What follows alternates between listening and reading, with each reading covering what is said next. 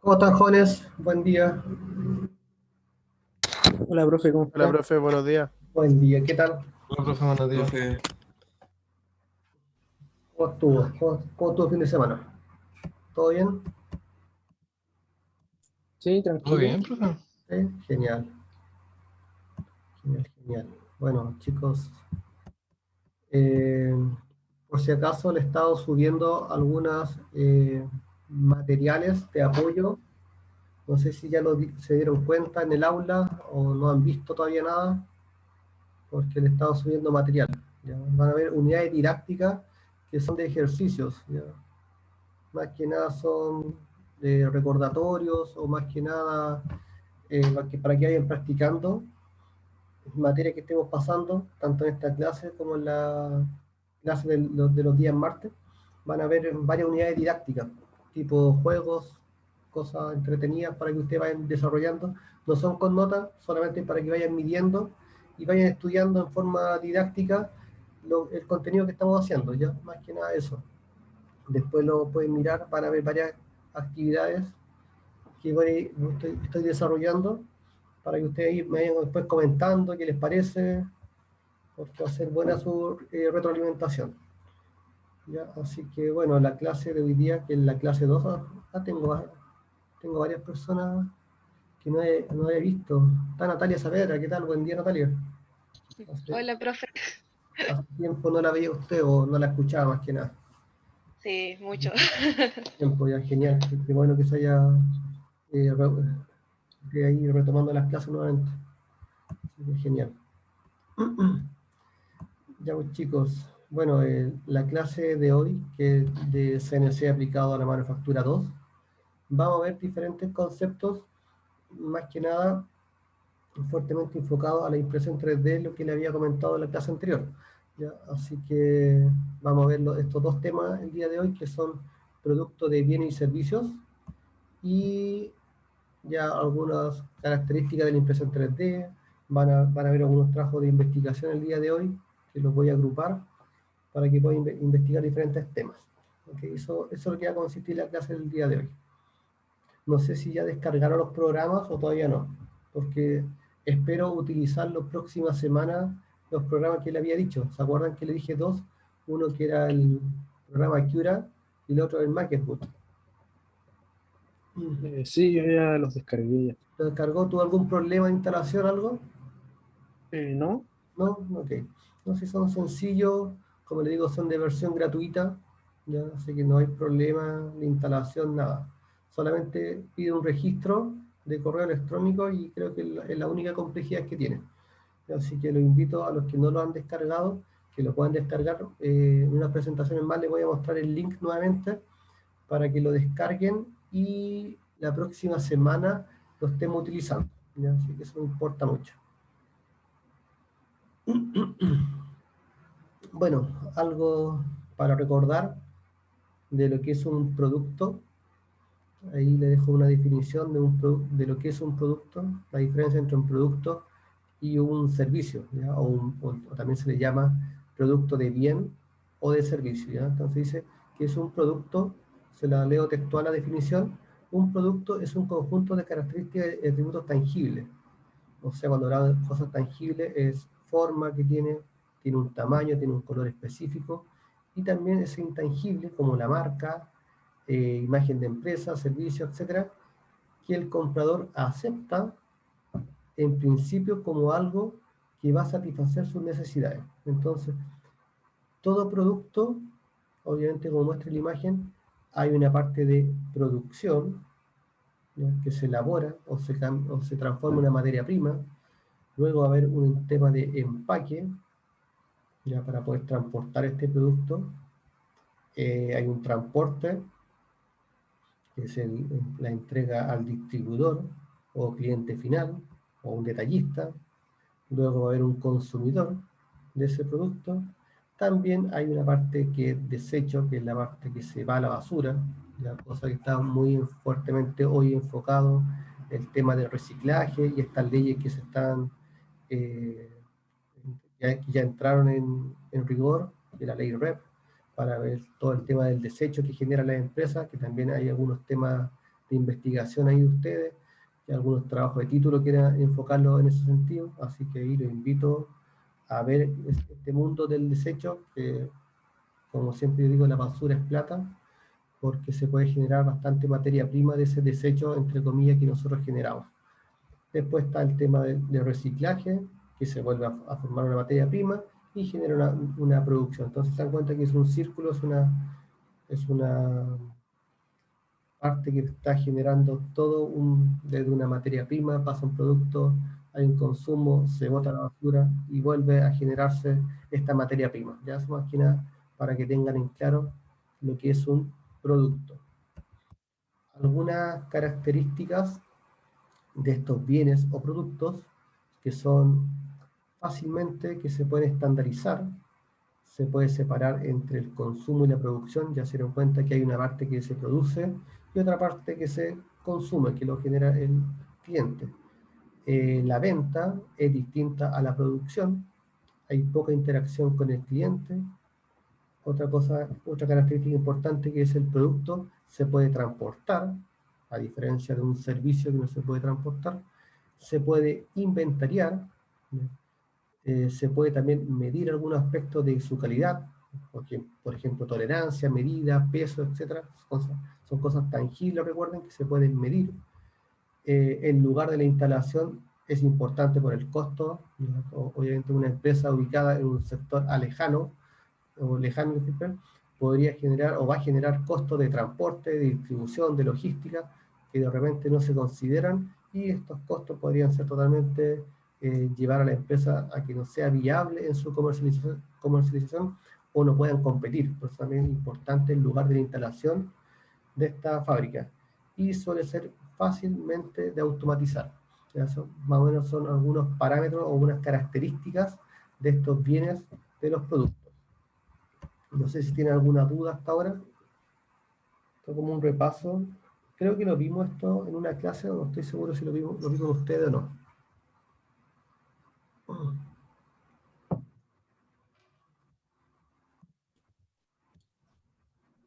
Matías, no se le escuchó.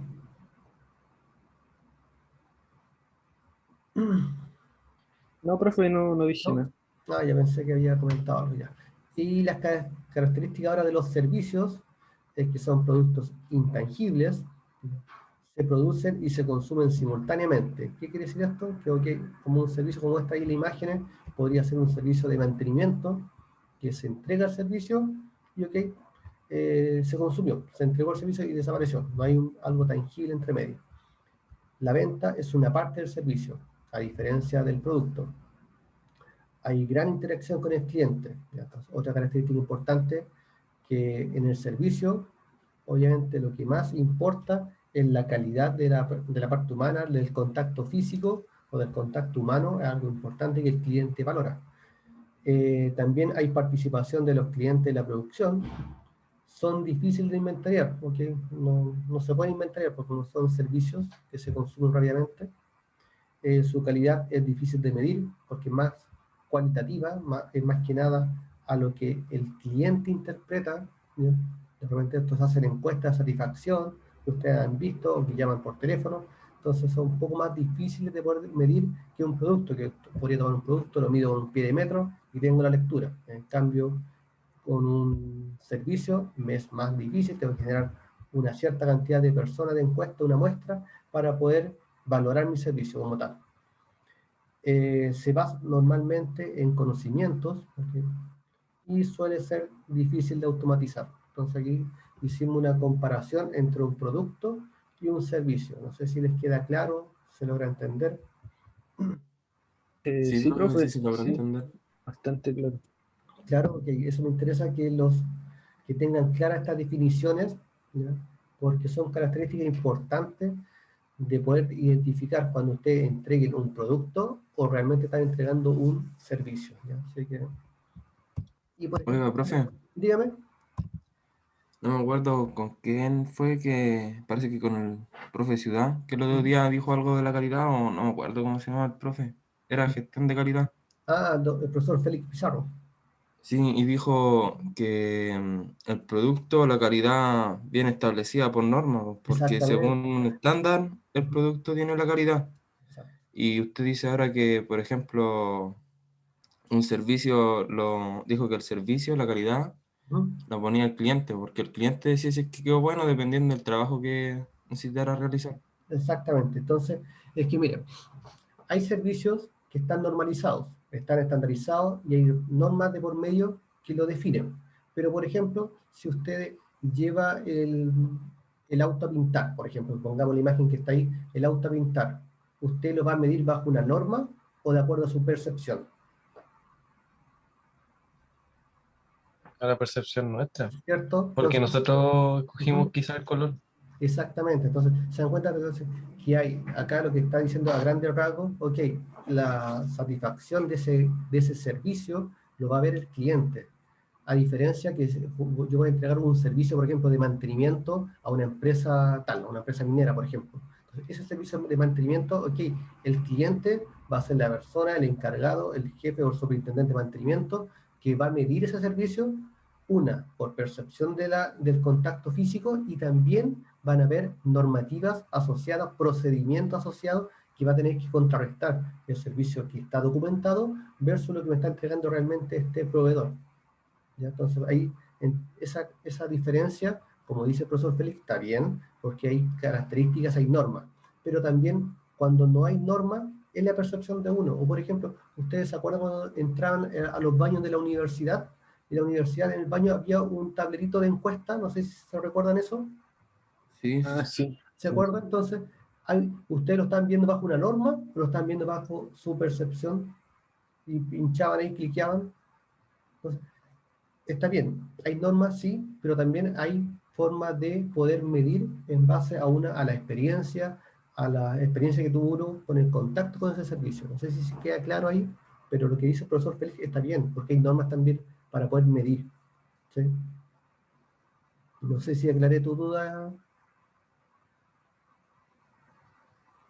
sí, profe. ¿Sí? Ya. Entonces ahí Sí. para que no entren como en conflicto con ideas, sino que ambas también, ¿ya? Acá, por ejemplo, ¿se acuerdan de este producto que ustedes fabricaron? ¿O algunos lo fabricaron ahí? Sí, profe. ¿Sí? ¿Se Sí. El acuerdan? martillo. Ok. Sí, el martillo, su famoso martillo, y ahí, algunos ahí sufrieron, algunos les quedó bastante bien. Ya, entonces acá tengo una característica que de un producto, ¿cierto? Un producto que ustedes lo fabricaron, lo elaboraron bajo máquina de herramientas, pero como estamos enfocados hoy en día a la impresión 3D, esto podría fabricarlo perfectamente con impresión 3D, con los hilos, con los topes que van a los costados, sin ningún problema. Entonces, les muestro esta imagen porque ustedes, cuando llegaron a taller, muchos, y me acuerdo en que sus caras fueron como que yo voy a ser capaz de hacer esto, que viene una materia prima toda ahí en bruto, y estaban todos complicados, que si iban a ser capaces, y fueron capaces de hacerlo, y me acuerdo que sus caras decían como que no iban a ser capaces.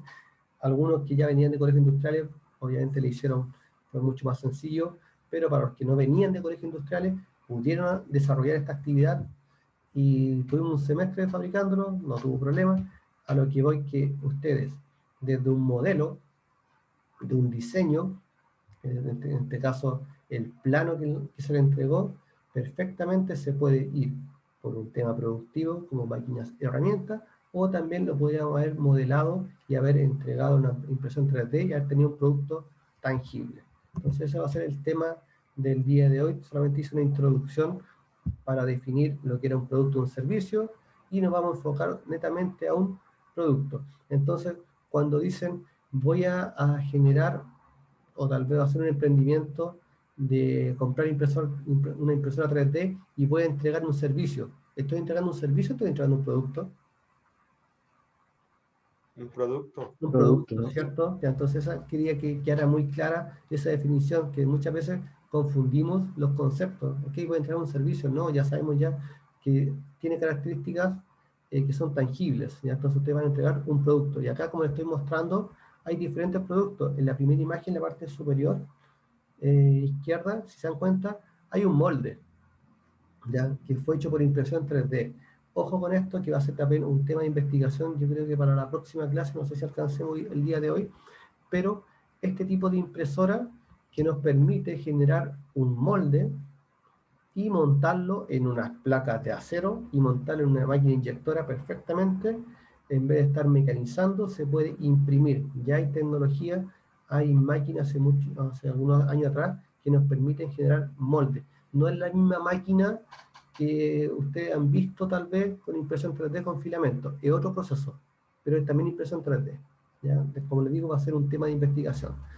La típica son productos mecánicos, como están acá al costado, ¿ya? Productos mecánicos, engranajes, cónicos, etcétera, que van generando algún movimiento, que también va a ser un tema de trabajo, de desarrollo de ustedes, se lo voy adelantando, que van a tener que hacer o inventar ustedes algún dispositivo que genere movimiento, como el que está acá, que les estoy mostrando, ¿eso? Que genere movimiento, y ustedes van a tener que modelarlo, llevarlo a impresión 3D, en este caso a simulación de impresión 3D, ver costos asociados, etcétera, tiempo que se van a demorar, y va a ser una de las actividades que van a tener que desarrollar en unas clases más. ¿Ya? Ahí con el SolidWorks van a tener que modelar, o bien con Inventor. Y ahí tengo diferentes ejemplos de piezas que se podían desarrollar en impresión 3D. ¿Sí? No sé si les llama la atención algo, tienen alguna duda, consulta, que me vayan diciendo eso. Profe, Dígame. esa impresión 3D, o sea, esa impresora que hace los moldes, ¿Sí? el material, Ujú. no sé, me imagino que debe ser algo especial, ¿no?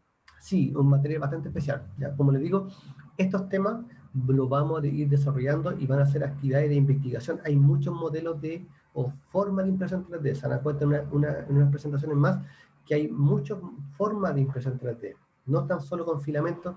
La del filamento es la más conocida, la más común.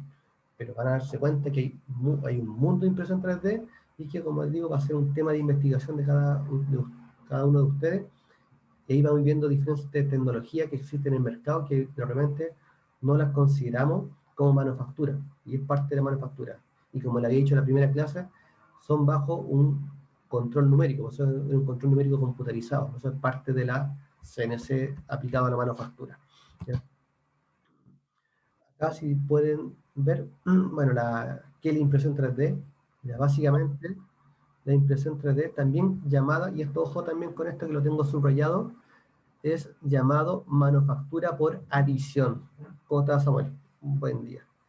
Bueno, entonces la impresión 3D, también llamado manufactura por adición o manufactura aditiva. ¿Qué quiere decir esto?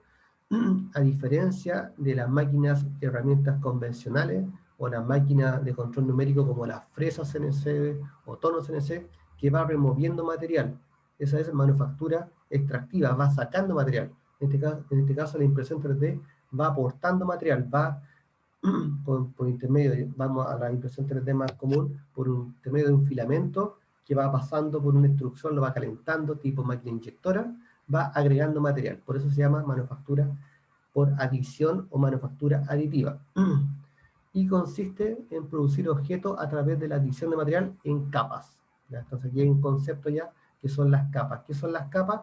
Son las sucesivas secciones transversales por las cuales se va creando un producto. Entonces son diferentes espesores de línea o de espesores de material que vamos a ir subiendo para generando la geometría que uno modeló.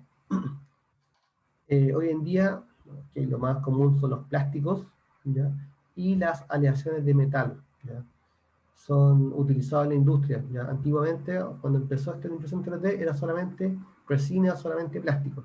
Hoy en día ya nos permite impresión 3D a través para generar piezas metálicas, piezas de acero, inoxidables, algunos aceros especiales, titanio, etc. Ya es posible la impresión 3D para metales y es ocupado mucho en la manufactura. Acá en Chile, por lo que he visto, no ha llegado masivamente, fuertemente alguna empresa que haga piezas en acero, pero sí ya en parte del mundo se está utilizando esta tecnología y que va a llegar en unos años más y ustedes tienen que conocerla y saber que existe manufactura para crear piezas en acero y que se está ocupando en la manufactura. Ya es algo que se viene, así para que lo tengan en claro. Y también puede usar casi ya hoy en día cualquier cosa como el hormigón y hasta tejido humano. Ya hay impresoras que nos están haciendo ya hace algunos años atrás investigaciones y están creando piel, están creando órganos a través de la impresión 3D. Entonces, todo un mundo de impresión 3D. No es tan solo que nos quedamos algunos 10 o 15 años atrás, que era solo plástico. Ya no sé si han visto videos que se construyen casas de hormigón con impresión 3D. Así que, como les digo, estoy mostrando acá algunos conceptos que van a ser temas de investigación un poco más en profundidad de parte de ustedes. Y como les digo, a mí también cuando me llamó la atención ver una máquina en la cual se podía imprimir tejido humano, hacer piel, órganos. ¿Ya? Es factible ya hoy en día. Otra tecnología. También hay una impresora 3D, no sé si la han visto, que es para crear alimentos. ¿Ya? Entonces pueden decorar tortas, pueden ahí hacer algo decorativo con impresión 3D. Entonces, ya la impresión 3D se ha ido para diferentes líneas. Y es cosa de repente, ¿por qué no hacer un emprendimiento a esto? Totalmente. Así que no sé si tienen alguna duda sobre este concepto que acabo de hablar de la impresión 3D. Entonces, no sé quién cree que la impresión 3D es plástico. No. Ya sabemos que hay un mundo más grande aparte del plástico. No sé si hay algún comentario o algo.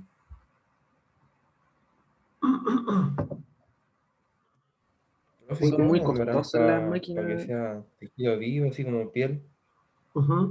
¿Qué pasó? Sí. Impresionante. Después, como le digo, después googleen, busquen y van a ver la impresora cómo funciona para crear tejido. Es bastante impresionante lo que han desarrollado estos científicos. Así que hay más que nada un pequeño barniz de lo que es la impresión 3D. ¿Okay? Cuando entonces le hablaba de las capas son las sucesiones de material transversal, se dan cuenta que son materiales transversales, que son líneas que van subiendo en altura, o en el eje Z, en este caso, para crear la diferente geometría. Y si se dan cuenta, va de las 0,1 décimas de milímetros, 0,8 superior, ¿ya? Esto por mostrar algún ejemplo, ya puede ser 0,8, 1,2, 1,6, etc., en lo que es filamento de plástico. Y ahí si se dan cuenta, ¿qué diferencia logran ver? No sé si se logra ver bien en la imagen entre la 0,1 y la 0,8. ¿Qué La diferencia hay? calidad superficial. empezó? Una, calidad superficial, el espesor, ¿cierto? El espesor, ¿qué más? Como la precisión La precisión, la del fondo. resolución, ¿cierto? ¿Qué más podrían sacar en conclusión de estas medidas de 0,1 a 0,8? Yo creo que mientras más fino se debe tardar más en hacer las formas, ¿no? Excelente, ya. Ese es uno de los puntos importantes. ¿Y por qué creen que es importante ese punto? A calcular los costos y esas cosas. Totalmente de acuerdo, ¿ya? Entonces, lo que me va a determinar esa resolución o esa mínima espesor de capa van a ser los tiempos que yo me voy a demorar y por ende los costos asociados a esta fabricación. No es lo mismo que yo fabrique una pieza de la misma calidad, de la misma altura, de 0,1 que me podría demorar perfectamente 8 horas, 12 horas, 16, 20 y tantas horas de fabricación, a trabajar con 0,8 décimas de milímetro y que me podría demorar perfectamente 1 hora, 45 minutos, pero como dijeron ustedes, la calidad va a ser diferente, la resolución va a ser diferente y los costos asociados van a ser completamente diferentes. Entonces, va a depender, bueno, consulta, ¿de qué creen que va a depender que yo defina 0,1 o 0,8 o intermedio? ¿Qué creen ustedes? Depende mucho de la figura que uno va a hacer también, ¿no? Ya, Sí. una de las figuras, ¿sí? ¿Qué más? De lo que te pida el fabricante, igual, pues, ¿no? Ok, Claro, el cliente en este caso, ¿se acuerdan? El cliente, de lo que me pide el cliente, ¿qué más? el- los materiales, no Ya, sé, por ahí vamos, sí. el Será tipo de impresora quizá. la calidad de la impresora también dicta mucho, ¿ya? Y ahí van a darse cuenta que va a ser un tema de investigación un ratito más, que vamos a ver qué filamentos existen en el mercado, ¿ya?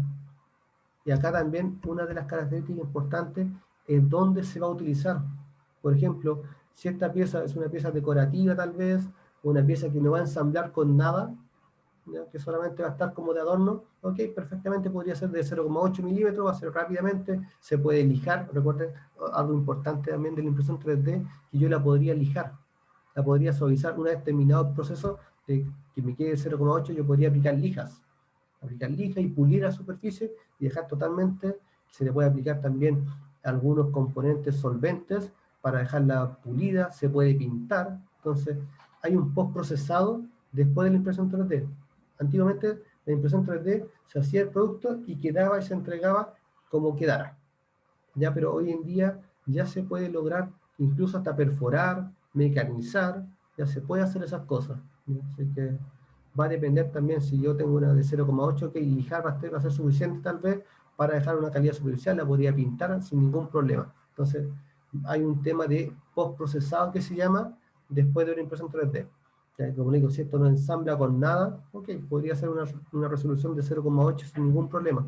Pero si esto va a encajar, o por ejemplo, si las piezas llevan rosca, llevan hilos, ya si la hago con 0,8, tal vez la calidad, la tolerancia no va a ser tan exacta y me va a engranar una cosa con la otra. Entonces ahí podría aplicar tal vez una capa un poco más fina. Ya, no sé si les queda clara el concepto, la idea. Sí, Profe, profe. tengo una duda. Dígame. Por ejemplo, en la imagen que usted presentó ahí, ¿es la misma cantidad de plástico, por ejemplo, que se utilizó en la primera como en la última?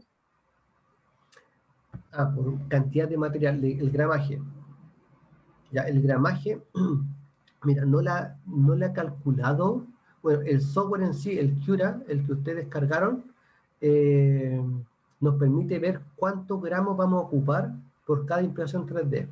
Yo no me he fijado, mira, buena pregunta. Cuando dibujemos una pieza que la próxima clase le va a tocar dibujar una pieza y vamos a calcular el gramaje. Yo creo que no debiese cambiar la cantidad de gramaje, va a ser exactamente similar. No creo que haya mucha diferencia entre uno y otro. Lo que hay diferencia es en el tiempo. Eso sí, eso lo van a notar de inmediato porque el software en particular les va a entregar cantidad de metros de plástico a ocupar o se puede transformar a gramos. ¿Cuántos gramos de plástico voy a ocupar? Y el tiempo. Esos son datos que me entrega el software. El Cura o el MakerBoot me entrega esos parámetros. Y esos parámetros nosotros los vamos a tomar y llevarlo a una planilla Excel para poder cuantificar, poder costear.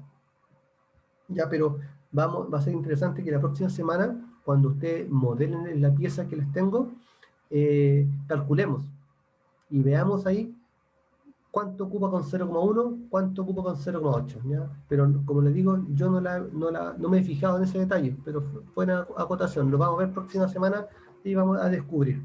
¿Ok? Así que no se lo Ya, olviden, profe. Gracias. porque está interesante poder medir eso. ¿Ya? Yo creo que va a ser mínimo, pero va a haber tal vez algún cambio de gramaje, ¿no? Va a ser muy poco, lo que yo estimo, lo que yo creo. Entonces, estas capas, ya le estaba comentando que en este tipo de impresión 3D por adición, se genera a través de un filamento, ¿ya? Y este filamento, hay muchos tipos de filamentos y va a ser un tema que los voy a dejar ahora para que investiguen. Creo que, ¿cuánto vemos acá? Vemos 11. Vamos a hacer unos grupos y quiero que investiguen ahora. Les voy a dar unos 25 minutos, 30 minutos para que puedan, investigar los tipos de filamentos que existen. ¿Ya? Así que anótenlo, tipos de filamentos que existen.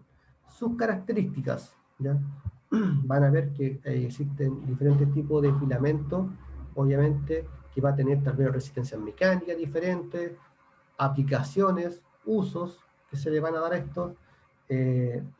Tal vez no va a ser lo mismo trabajar con un material de PLA que trabajar con un PET, o trabajar con un polipropileno, o trabajar con un elastómero. Ya son diferentes usos que se le dan. Entonces, también quiero que investiguen eso. Los costos importantes, ¿ya? Quiero que ahí hagan una tabla, puedan definir cuánto me vale un material PLA, por ejemplo, que es el más común, el más básico, versus un filamento de otra calidad para otro uso. ¿Por qué le va a servir esta información? Para poder costear después, más adelante en nuestras planillas, cuando van a utilizar un material determinado por el costo, ¿ya? Van a haber diferentes proveedores. Hay muchos proveedores, tanto nacionales como, bueno, acá hay una empresa en Chile que fabrica filamentos. Entonces quiero que puedan investigar las empresas nacionales versus empresas extranjeras, cuántos son los costos, qué diferencia hay en costos, porque eso le va a permitir a ustedes, cuando tengan que fabricar una pieza de impresión 3D, ¿okay? Si pongo un precio más alto, va a depender del filamento, va a depender del tiempo. Entonces, algunos datos adicionales que ustedes puedan investigar, ya tal vez comentarios. Esto es importante, estos datos adicionales podrían ser perfectamente comentarios de otras personas de esa calidad del filamento. Podrían tener un filamento que tal vez tiene muy bajos comentarios, o de que tiene muy mala calidad, que se corta, o que queda una resistencia mecánica deplorable, o etcétera. Entonces, quiero que puedan buscar en foros o en páginas especializadas en impresión 3D estos temas, ¿ya? Entonces, mínimo, consulten entre 3 páginas web, mínimo, ya 4 o 5, se van a poder hacer una mejor idea de los tipos de filamentos, sus características, los costos asociados. Así que quiero que esta mañana investiguemos, nos pongamos a trabajar. Más que, como yo les dije, no van a ser todas las clases que van a ser totalmente positivas, solamente escuchándome, sino que quiero que investiguen también, que se hagan parte de la clase y puedan exponer, puedan hablar sus resultados, lo que les llamó la atención, y puedan, estas preguntas o estos tips que le acabo de nombrar, lo puedan dar respuesta. Así que, no sé si tienen alguna duda, algo de lo que tienen que investigar. Esto lo van a hacer ahora. Como les digo, les voy a dar unos 25 minutos, son las 10 para las 9 van a ser, ya aproximadamente hasta las 9:15, 9:20. Yo creo que es tiempo suficiente. Ah, y después vendría el break. Ya miren, lo que vamos a hacer después del break, después de las 9:35, nos volvemos a juntar. Yo los voy a agrupar ahora, los podría agrupar ahora, se quedan trabajando, y después de las 9:35 ustedes hacen un PowerPoint y lo muestran, ¿ya? Muestran esta información, después este PowerPoint que ustedes generen, lo pueden subir al aula. Yo les dejé una carpeta, bueno, está escondida en este momento, pero se la voy a habilitar para que puedan dejar su carpeta en el aula. ¿Por qué? Porque le va a servir a ustedes mismos para poder estudiar, porque esto va a ser parte de todos estos conceptos que estamos viendo, y lo que van a investigar siempre van a ser parte de la prueba. Ya voy a sacar información de sus PowerPoint para las pruebas que vamos a tener más adelante, ¿ya? y los quiz que vayan a ver entre medio, que van a estar en el aula, va a ser información que voy a extraer de sus mismas clases o de sus mismos PowerPoint. Voy a reanudar la grabación entonces. Entonces ya nos vimos distintos tipos de filamentos, los usos y las aplicaciones. ¿Ya? Eso es lo que acabamos de hacer con este ejercicio o esta investigación que ustedes hicieron. Acá también les estoy dejando un link acá abajo para que después lo puedan googlear o investigar ese link. Va a estar, obviamente, va a estar en el aula para que lo pinchen y lo puedan investigar, que es, entra un poco más en profundidad, en detalle de estas aplicaciones de la impresión 3D. Algunos programas que ustedes ya conocen para poder generar el modelado. Ya ahí tenemos el típico, el SolidWorks, que lo saben trabajar, el Inventor también, Blender me permite también generar programas, ya más que nada de piezas mecánicas como SolidWorks Inventor, que nos permite crear piezas mecánicas. Ya Blender nos permite generar, por ejemplo, estatuas o caras, rostros, figuras humanas. Entonces pueden generar piezas de mayor complejidad en lo que es la fabricación o en el diseño. ¿Ya? Y esto obviamente se podía llevar a impresión 3D. Este Blender, este programa, es de código abierto, de versión gratuita. ¿Ya? Así que de repente si a ustedes les interesa investigar o modelar piezas de complejidades de humanas, de animales, etcétera, que sea un poco más complejo que dibujar con SolidWorks, podrían trabajar o investigar un poco más este programa que es Blender, que como digo es gratis, les podrían interesar. En este link hay muchos programas de modelamiento y hay muchos que son gratuitos. ¿Ya? Así que ahí también se los dejo como dato para que a alguno que le interese otra área de desarrollo lo pueda investigar. Está el SketchUp, también el 3D Max, etcétera. Entonces aquí les quise mostrar algunos programas de modelamiento 3D que es diferente, ojo con esto, que es diferente al programa de procesamiento de capas. Entonces lo primero, la idea a un programa, en este caso un programa mecánico como SolidWorks Inventor, y después nos llevamos a un programa de capas. Ya este programa de capas nos permite generar el camino o las pasadas para generar la pieza en 3D, y los programas que vamos a utilizar nosotros, ya les dije ya que va a ser el MakerBoot y el Cura. Ya son los dos programas que vamos a utilizar para el procesamiento de capas en las próximas clases. Ya por eso les invito desde ya a que puedan descargar, se los vuelvo a dejar los links de descarga para que lo tengamos en consideración para la próxima semana.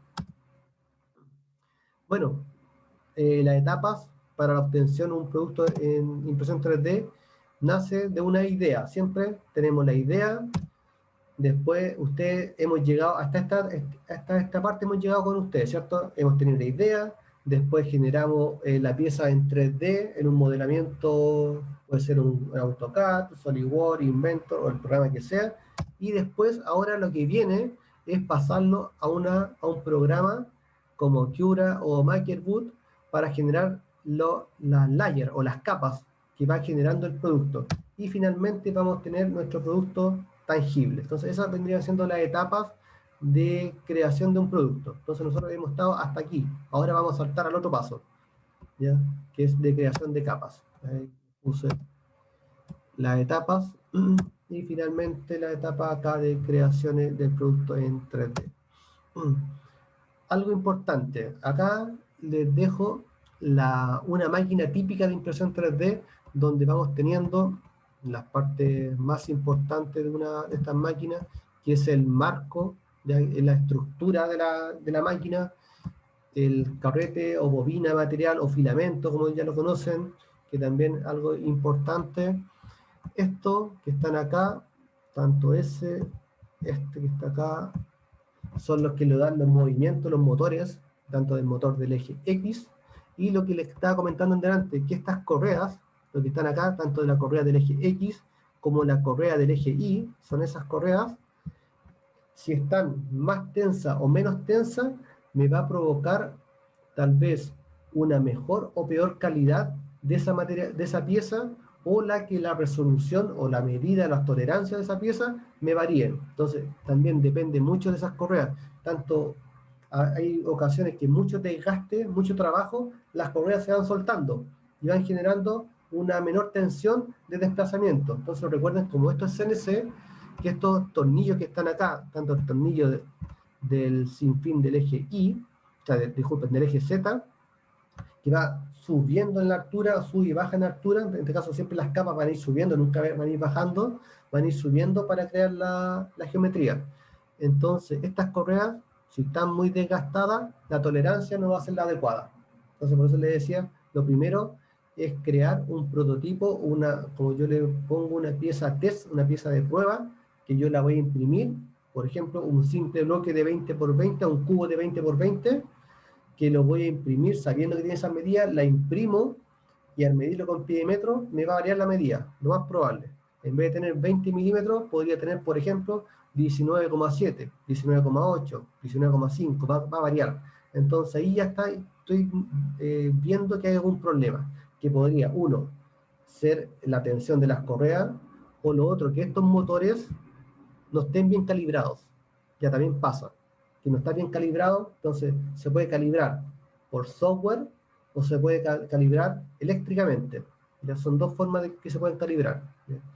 Y también esta máquina tiene un panel control, donde si pueden ver acá, tiene un USB conectado, donde yo voy a traspasar ese código que me va a generar el Cura o MakerBoot, me va a generar un código, y ese código se traspasa a la máquina, que puede ser vía USB, vía tarjeta o vía cable USB conectado directamente del computador a la máquina. ¿Ya? Y dos piezas que son fundamentales, que las dejé para el final, que ya la hemos comentado, que esta cama caliente, ¿ya? Que es una cama calefactora, y el extrusor, que ese extrusor tiene también un motor, que está acá este motor, que si se dan cuenta el filamento se va desplazando, entra en este motor, y ese motor va empujando, va girando unos rodillos que va a ir empujando para que salga por la boquilla, y por ahí va a ir saliendo el filamento. ¿Ya? Esas, bueno, son las partes principales de cualquier máquina de impresión 3D. No sé si algún comentario o algo. ¿No? ¿Claro? ¿Se entendieron las piezas, los funcionamientos? Entonces ya sabemos ya que trabaja con tres ejes, igual que la fresa, X y Z, con el cual va generando estos desplazamientos, y siempre el Z, siempre el extrusor, va a ir subiendo en altura, nunca va a ir bajando. No es que yo pueda subir y después me pueda devolver. ¿Por qué creen que no se puede devolver? Que ya tiene material ahí, chocaría. ¿Cierto? Y podría chocar, o va a chocar. ¿Ya? Entonces siempre va a ir subiendo de altura, nunca va a ir bajando. ¿Ya? Así que eso es un detalle bien importante de esta máquina de impresión 3D.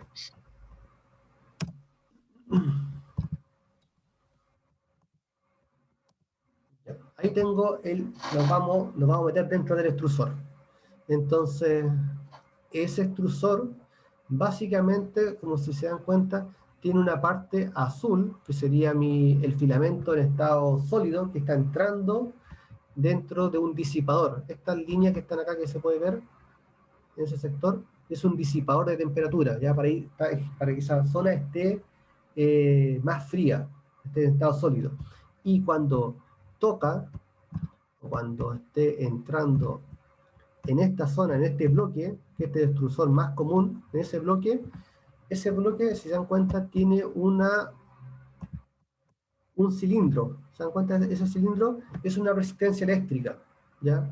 Que está conectado, obviamente, eléctricamente por unos cables, que son esos cables que van al control de la máquina. En ese control es donde usted se acuerda que está lo que hemos hablado hasta ahora de los rangos de temperatura. Entonces yo programo esos rangos de temperatura que pueden ir de los 190, 195, etcétera, 200 grados, y esta va a calentar este bloque de aluminio, lo va a calentar, y va a calentar también, obviamente, la boquilla, y por acá, cuando esté el filamento avanzando por este motor que lo está empujando, va a ir saliendo el filamento. Entonces calienta este bloque.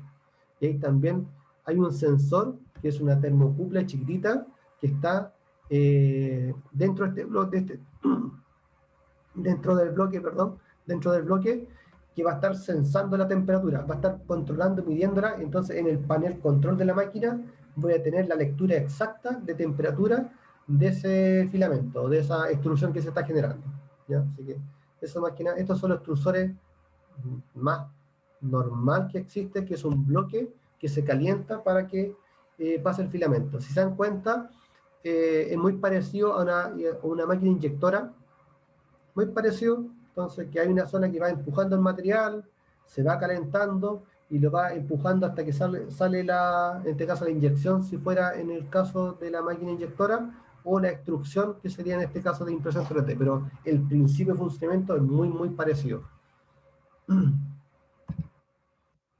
¿Sí?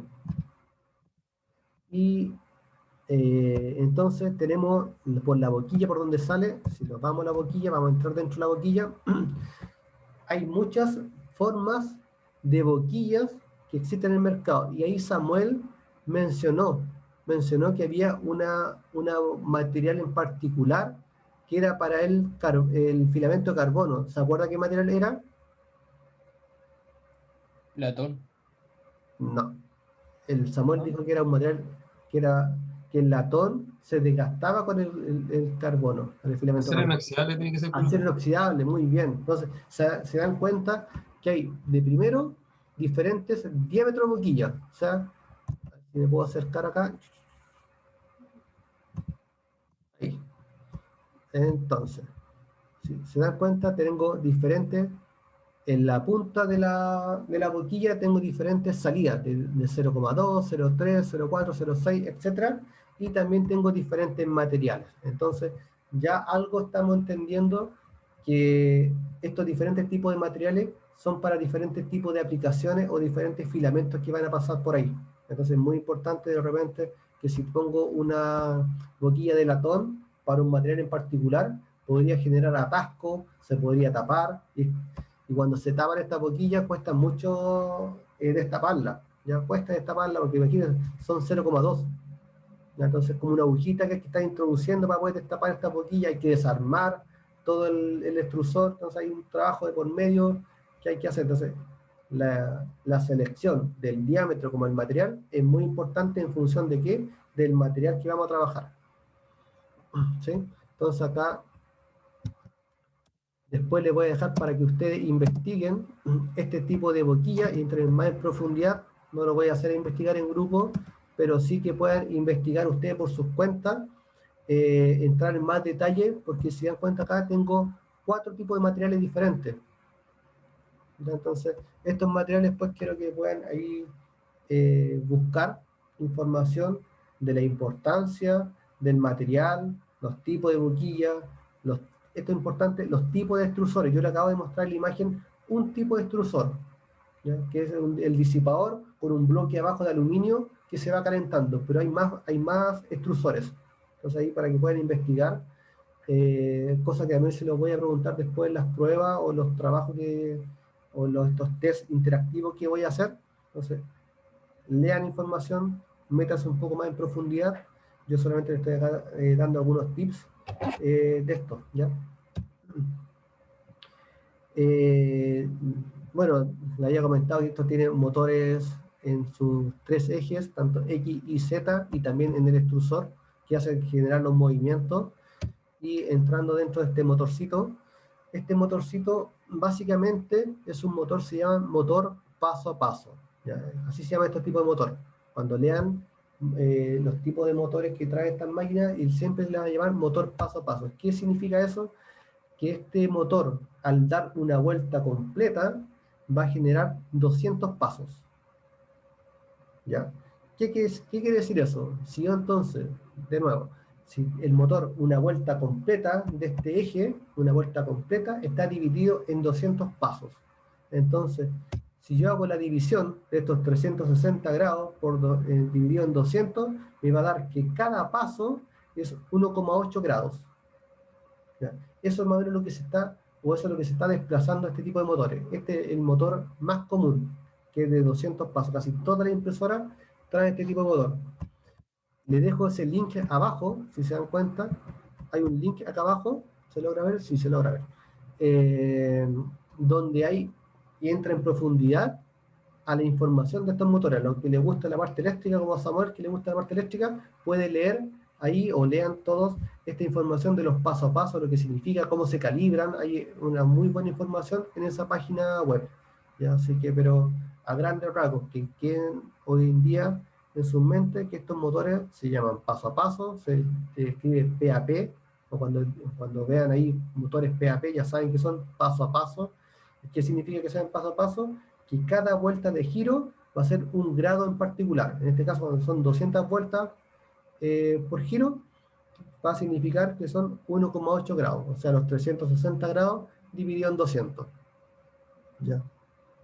Eso es lo que está haciendo que cada impulso, cuando uno le da un impulso a este motor, se va a estar moviendo 1,8 grados. Tanto en el eje X, Y, Z o en los extrusores. ¿Ya? Es lo más común. ¿Ya? Así que... Y finalmente, el tema de la cama caliente, ya lo hemos mencionado, que es más que nada es una resistencia eléctrica, ¿ya? Que es donde se va a estar calentando a una cierta temperatura, ya saben ya, dependiendo del material, y me genera que esta cama, cuando está a temperatura, no genere warping, ¿ya? Más que nada eso. Acá les voy a mostrar un video, ¿se ve? Sí se ve. Que es el video de introducción, que acá está un poco más completo. Entonces, esa calibración que le estoy poniendo ahí, esa altura o esa separación, esa distancia que hay entre la cama caliente y la boquilla es crítica. Es crítica esa primera o esa distancia que uno debe poner o debe calibrar, es crítica. Si uno no la calibre, si está muy abajo, podría chocar con la cama y voy a dañar tanto la boquilla como la cama caliente. Si es hay mucha distancia entre la boquilla y la cama, lo que podría provocar que la pieza se despegue. No va a adherir a la cama. Si se dan cuenta, bueno, ahí vamos a terminar que ver el video. Y acá al costado derecho, se dan cuenta, la distancia, hay una distancia mucho mayor. ¿La logran ver o no? Que sería esa distancia que tengo acá, que es mucho mayor, que no genera que la pieza se adhiera a la cama. O si es mucho menor, va a generar que tampoco se va a adherir. Entonces, tiene que haber una medida exacta. ¿Y cuánto es esa medida exacta? Esto como regla general también, que tampoco nos aparece mucha información. Si la primera capa, y esto también dato importante, si la altura de la primera capa es de 0,2 milímetros, esto como le puse ahí, lo ideal que la distancia entre la boquilla y la base sea de la mitad o máximo el mismo distancia que la capa. ¿Cómo yo podría medir esto? ¿Cómo creen ustedes que yo podría medir esa distancia? Estamos hablando de 0,1, Con 0,2. el software. No, esto es calibración manual, esto es como tomar el offset. ¿Se acuerdan cuando tomamos offset en la máquina? Que tomamos la altura de la herramienta. Acá yo tengo que tomar la altura que tengo entre la boquilla y la cama. ¿Cómo podría medir esa distancia? Como digo, es crítica. ¿A quién se le ocurre algo? ¿Cómo El podría panel muestra las coordenadas. El panel de control. en el panel control me muestra la distancia en la ubicación del Z, pero no la que yo tengo desde la punta a la mesa. Y si usa una laina de 0,1. Perfecto, ya. Entonces, ¿ustedes han escuchado hablar de los fillers? ¿Qué es eso? ¿Alguien de acá, algún mecánico, alguien de escuelas industriales, han escuchado hablar de esta herramienta filler? ¿Los cuenta hilo? Algo parecido al cuenta hilo, ¿ya? Pero O sea, acá, ¿se acuerdan que el cuenta hilo? ¿Quién por ahí? o sea, yo caché que eran como láminas del gas que se van poniendo abajo de un material, cosa de que quede Exactamente, al nivel. sí. Ya, entonces, estos fillers es parecido, hagamos cuenta que tengan ustedes en las manos estos cuenta hilo, que había muchas hojitas con los hilos diferentes, ¿cierto? Ya, esta herramienta también tiene muchas láminas, pero como dijo ahí, creo que fue Andrés, ¿cierto? ¿Sí? Tienen, en vez de estas láminas, tienen espesores diferentes, que van desde la 5 centésimas y van subiendo hasta 0,1, 0,15, 0,2, va subiendo. Entonces hay diferentes espesores. Yo ahí podía medirlo con un calibre, con un filler, podría pasar este espesor, que son como hojitas delgadas, y podría tomar la distancia que yo tengo entre la boquilla y la cama. Eso sería lo más técnico. ¿Cómo se hace habitualmente? Con una hoja de papel. ¿Ya? Una hojita de papel, la pasan entre medio, pasa o no pasa. Si no pasa, yo se la voy a mostrar. Uno va aumentando la altura de la mesa o la va bajando hasta que pase el papel suavemente. Esa sería como la forma más artesanal y cómo se calibra básicamente estas máquinas. Entonces, por abajo de esta cama caliente, a ver si creo que la tengo por ahí. Si se dan cuenta acá, en esta mesa tiene unos resortes y abajo hay como una tuerquita. ¿La logran ver o no? Entonces, esas tuercas, hay algunas máquinas que tienen como una mariposa que es más grande y yo la puedo ir girando. Entonces la giro hacia un lado, esto sube, la giro hacia el otro lado, esto baja. Entonces yo voy calibrando en los diferentes puntos de la mesa para que me quede totalmente a nivel. Entonces, esta es la forma, y esto es lo principal que ustedes, antes de ponerse a imprimir, lo primero es calibrar la mesa. Es lo primero. Si yo no calibro la mesa, la impresora va a quedar como cualquier cosa. ¿Ya? Es lo primero. Hay en las 4 puntas.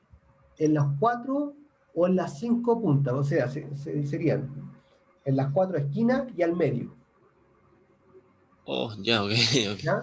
Eso es lo más común, cómo se calibra estas máquinas, en 5 puntos. En los extremos, más la zona central. ¿Ya? Entonces, cuando uno va a imprimir, siempre lo primero, antes de ponerme a calibrar, es limpiar la punta. ¿Por qué? Porque podría tener filamento, podría tener plástico adherido, y la medida no va a ser la misma. Entonces, se limpia, se podría pasar una lija suave, y que no quede ningún residuo en la boquilla. ¿Ya?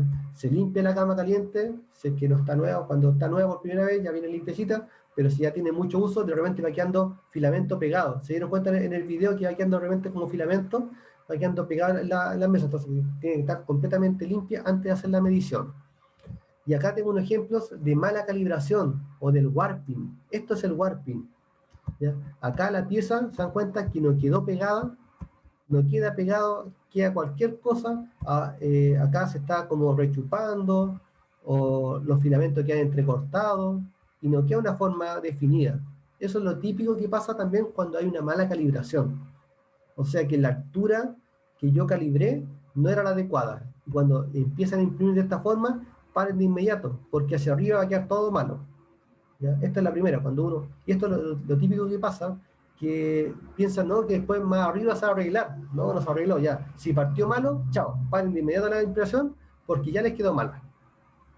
¿Ya? Pero esto, por eso les mostré estas imágenes, que son lo típico que pasa. ¿Ya? Así que... O sea, es acumulativo.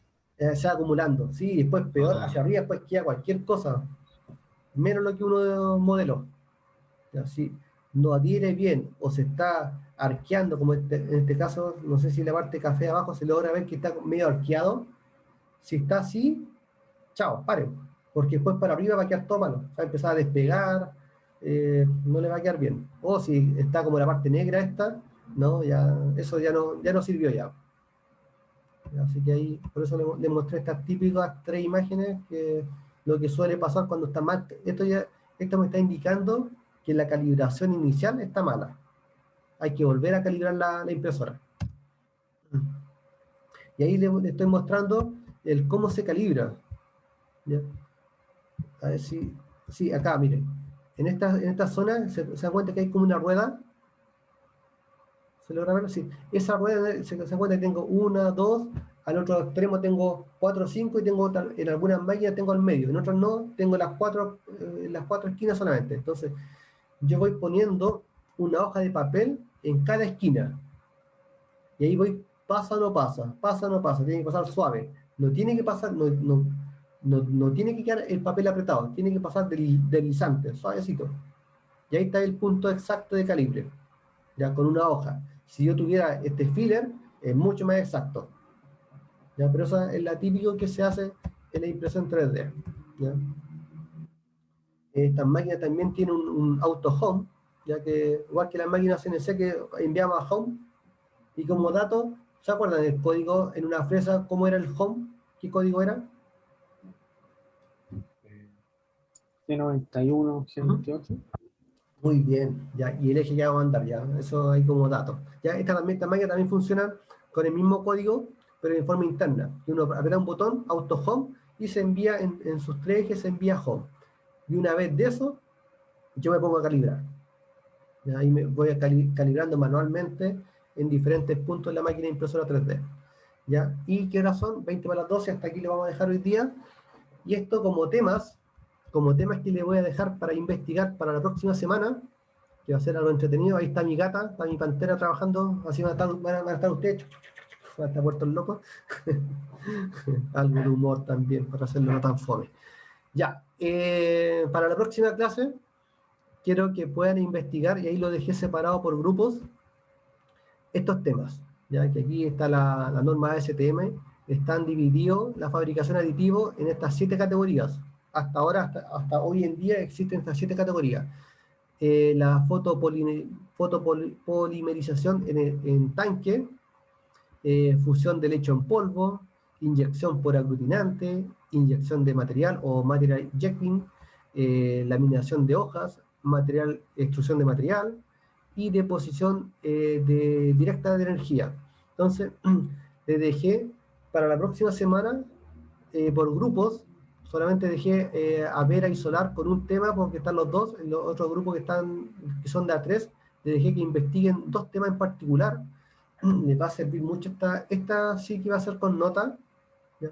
Necesito que acá sí generen un PowerPoint como hicieron ahora, pero sí va a ser evaluado, porque acá vamos a sacar mucha información y ahí tomen apunte, tomen nota porque son diferentes temas, diferentes procesos de fabricación aditiva que existen actualmente en el mercado. Uno de ellos que está por ahí escondido es para hacer los moldes. ¿Ya? Ahí ustedes después, si quieren investigar los 7 temas, si les llama la atención, pueden investigar, pero como les digo, para la presentación de la próxima semana, lo dejé separado en estos grupos. ¿Ok? Así que un tema muy interesante de lo que van a estudiar, lo que van a investigar, porque les digo, esto se está ocupando hoy en día en la manufactura. Hay muchos procesos que están ya industrializados en producir piezas de este estilo. Así que este trabajo lo voy a subir al aula, bueno, la PPT va a estar subida en el aula, y este trabajo en particular va a estar en una carpeta sola, donde tienen que subir su PowerPoint. De acá también voy a sacar mucha información para la prueba. Ya por eso es importante, que investiguen los temas que les corresponde a ustedes, y lo otro, que puedan investigar en mayor profundidad en forma individual estos temas, porque les va a servir. ¿Ya?